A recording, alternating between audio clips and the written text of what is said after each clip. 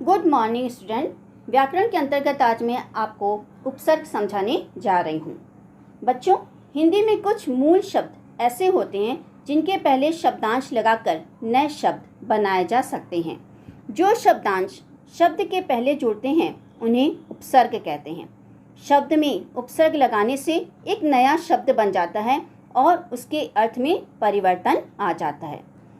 उदाहरण के तौर पर मैं कुछ शब्द आपको समझा रही हूँ। अगर हम फल शब्द लेते हैं और इसके आगे स उपसर्ग लगाते हैं तो शब्द बन जाता है सफल।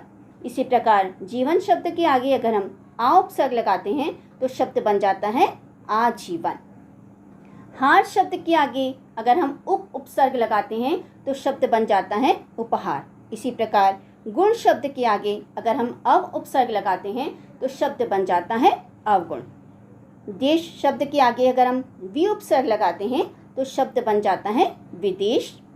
काल शब्द के आगे अगर हम अ उपसर्ग लगाते हैं तो शब्द बन जाता है अकाल। इन उदाहरणों में फल, जीवन, हार, गुण, देश और काल शब्दों के प्रारंभ में शब्दांश जोड़कर नए शब्द बनाए गए हैं। तो बच्चों, ऐसे शब्दांश जो शब्दों से पहले जुड़कर उनके अर्थ को परिवर्तित कर देते हैं उन्हें उपसर्ग कहते हैं। सु, कु, प्र, परा, अनु, अव, निर, स्व आदि उपसर्ग हैं। हिंदी में 3 प्रकार के उपसर्गों का प्रयोग किया जाता है। पहला संस्कृत के उपसर्ग, दूसरा हिंदी के उपसर्ग और तीसरा उर्दू के उपसर्ग। संस्कृत के कुछ उपसर्ग इस प्रकार हैं। आ उपसर्ग है जिसका अर्थ होता है पूर्ण या तक और इससे शब्द बनते हैं आजन्म, आदान, आगमन। अन उपसर्ग जिसका अर्थ होता है अभाव और इससे शब्द बनते हैं अनमोल, अनदेखी, अनजान। अति उपसर्ग जिसका अर्थ होता है अधिक और इससे शब्द बनते हैं अतिरिक्त, अत्याचार, अत्यधिक। अधि उपसर्ग जिसका अर्थ होता है श्रेष्ठ या ऊपर और इससे शब्द बनते हैं अधिकार, अधिपति, अधिकरण।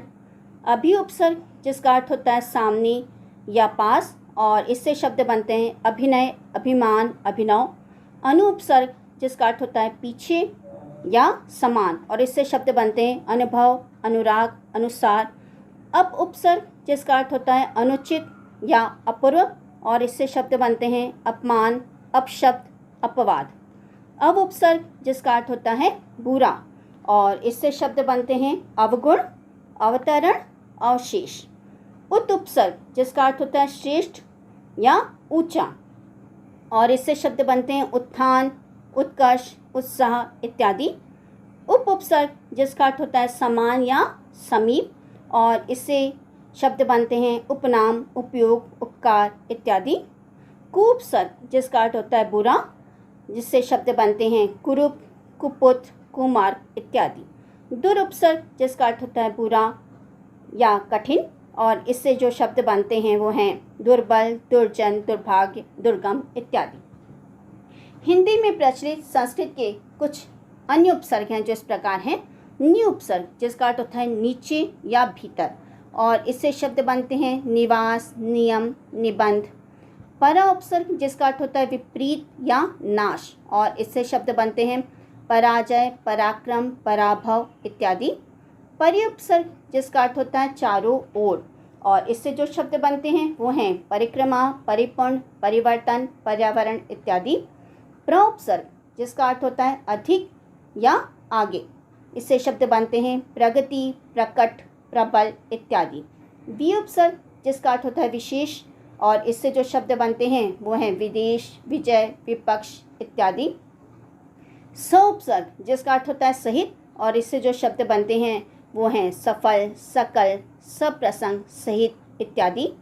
सु उपसर्ग जिसका अर्थ होता है अच्छा और इससे जो शब्द बनते हैं वो हैं सुगम, सुलभ, सुयोग इत्यादि।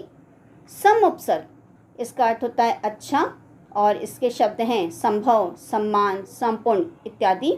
स्व उपसर्ग जिसका अर्थ है निजी, इससे जो शब्द बनते हैं वो हैं स्वतंत्र, स्वरूप, स्वदेश इत्यादि। हिंदी के उपसर्ग अध उपसर्ग है जिसका अर्थ होता है आधा और इससे शब्द बनते हैं अधपका, अधमरा, अधखिला इत्यादि। अन उपसर्ग इसका अर्थ है अभाव और इससे जो शब्द बनते हैं वो हैं अनजान, अनपढ़, अनमोल इत्यादि। उन उपसर्ग जिसका अर्थ है एक कम, 29, 39, 59 इत्यादि शब्द इससे बनते हैं। चौ उपसर्ग जिसका अर्थ होता है चार, चौराहा, चौमासा, चौपाई इत्यादि शब्द बनते हैं इससे। बिन उपसर्ग जिसका अर्थ है बिना, और इससे जो शब्द बनते हैं वो हैं बिन मांगे, बिन खाए, बिन बोया इत्यादि। भर उपसर्ग जिसका अर्थ होता है पूरा, और शब्द बनते हैं भरपेट यानी पेट भर के, भरपूर, भरमार इत्यादि। दु उपसर्ग जिसका अर्थ होता है हीन या बुरा, और जो शब्द बनते हैं इससे वो इस प्रकार हैं दुबला, दुकान, दुलारा इत्यादि। पर उपसर्ग इसका अर्थ होता है पराया, और जो शब्द बनते हैं वो हैं परतंत्र, परदादा, देश इत्यादि। उर्दू के कुछ उपसर्ग इस प्रकार हैं। कम उपसर्ग, और इसका अर्थ होता है थोड़ा, शब्द बनते हैं कम खर्च, कम उम्र, कम वक्त इत्यादि। खुश उपसर्ग इसका अर्थ है प्रसन्न, और शब्द बनते हैं खुशबू, खुशहाल, खुशखबरी इत्यादि। गैर उपसर्ग जिसका अर्थ होता है पराया, और शब्द बनते हैं गैर कानूनी, गैर हाजिर, गैर जिम्मेदार इत्यादि। न उपसर्ग जिसका अर्थ होता है नहीं, और शब्द बनते हैं नाखुश, नापसंद, नालायक इत्यादि। बद उपसर्ग जिसका अर्थ होता है बुरा, और शब्द बनते हैं बदबू, बदनाम, बदमाश इत्यादि। बे उपसर्ग जिसका अर्थ होता है अभाव, और शब्द बनते हैं वो हैं बेदाग, बेबस, बेखबर इत्यादि। ला उपसर्ग जिसका अर्थ होता है बिना, और शब्द बनते हैं लावारिस, लाजवाब, लाइलाज इत्यादि। सर उपसर्ग जिसका अर्थ होता है श्रेष्ठ, और शब्द बनते हैं वो हैं सरकार, सरताज, सरदार इत्यादि। हम उपसर्ग जिसका अर्थ होता है साथ या फिर बराबर, इससे जो शब्द बनते हैं वो हैं हम सफ़र, हम उम्र, हम शक्ल इत्यादि। हर उपसर्ग इसका अर्थ होता है प्रत्येक, और इससे जो शब्द बनते हैं वो हैं हरदम, हर एक, हर बार इत्यादि। तो बच्चों, आपने इस अध्याय से ये सीखा कि उपसर्ग वे शब्दांश हैं जो शब्द के पहले जुड़कर उनके अर्थ में विशेषता लाते हैं या उनके अर्थ को परिवर्तित कर देते हैं, अर्थात बदल देते हैं। इन उपसर्गों का स्वतंत्र रूप में कोई अस्तित्व नहीं होता, ये शब्दों के साथ जुड़कर ही उसके अर्थ में परिवर्तन लाते हैं।